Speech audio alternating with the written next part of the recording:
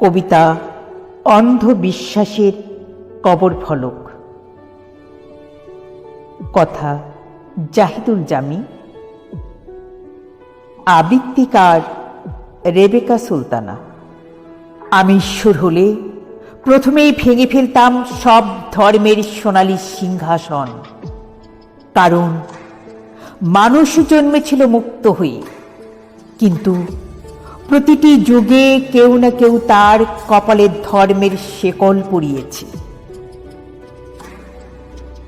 আমি মসজিদের মিনারে শুনেছি ক্ষুধার চেয়ে উচ্চস্বরে আজান, মন্দিরের ঘণ্টায় শুনেছি মানুষের কান্না ঢাকার শব্দ, গির্জার প্রার্থনায় দেখেছি পাপ ধুয়ে ফেলার ব্যবসা, বিহারের নীরবতায় দেখেছি অহংকারের ধ্যান। আমি পুরোহিতদের দেখেছি স্বর্গ বিক্রি করতে, ইমামদের দেখেছি ভয়কে ঈমান বলতে, পাদ্রীদের দেখেছি ক্ষমাকে পণ্যে পরিণত করতে, রব্বীদের দেখেছি নির্বাচিত জাতির গল্পে মানুষকে ভাগ করতে, আর সন্ন্যাসীদের দেখেছি ত্যাগের ভেতরেও ক্ষমতার নেশা লুকিয়ে রাখতে।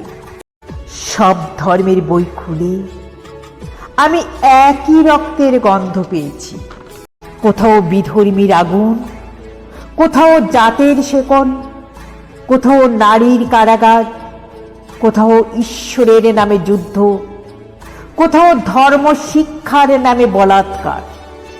এত কিছু এখনই, তাহলে ৭০ জন হুরের আর দরকার কি? আমি অবাক হয়ে দেখেছি মানুষ চাঁদে পৌঁছে গেছে, কিন্তু এখনো স্বর্গের টিকিট কিনছে। আমি নেমে যেতাম নরকে, কারণ ইতিহাসে বিদ্রোহীরাই আগে পড়ে। শয়তানের সঙ্গে বসে আমি ধর্মগ্রন্থ নয়, মানুষের ইতিহাস পড়তাম। দেখতাম কত রাজা ঈশ্বরকে ব্যবহার করেছে, কত ধর্ম ক্ষমতার সিঁড়ি হয়েছে, কত শিশু মুখ বুজে পাপের ভয় নিয়ে বড় হয়েছে। আমি স্বর্গীয় দূতদের বলতাম, মানুষকে আর ভয় দেখিও না, বিচার দিবসের আগুন নয়, ক্ষুধার আগুনই যথেষ্ট। আমি নবীদের জিজ্ঞাসা করতাম, কেন প্রতিটি অলৌকিক কাহিনী ক্ষমতাবানের ভাষায় লেখা? আমি দেবতাদের বলতাম, ক্ষমা চাইতে শেখো, কারণ তোমাদের নামে মানুষ সবচেয়ে বেশি মরেছে। আমি বিশ্বাস করতাম না অন্ধ আলোকে।